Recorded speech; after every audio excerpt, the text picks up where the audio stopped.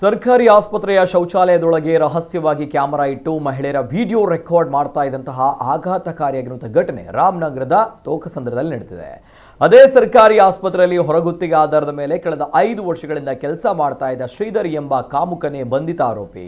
ಚಿಕಿತ್ಸೆಗೆಂದು ಬಂದಿದ್ದ ಮಹಿಳೆಯೊಬ್ಬರು ಶೌಚಾಲಯಕ್ಕೆ ಹೋಗಿದ್ದ ವೇಳೆ ಅಲ್ಲಿ ರಹಸ್ಯ ಕ್ಯಾಮೆರಾ ಇಟ್ಟಿರುವುದು ಕಣ್ಣಿಗೆ ಬಿದ್ದಿದೆ. ಅದರಿಂದ ಆ ಕ್ಷಣ ಬೆಚ್ಚಿ ಬಿದ್ದ ಮಹಿಳೆ ಪತಿಯ ಬಳಿ ಹೋಗಿ ಈ ಬಗ್ಗೆ ಮಾಹಿತಿ ನೀಡಿದ್ದಾರೆ.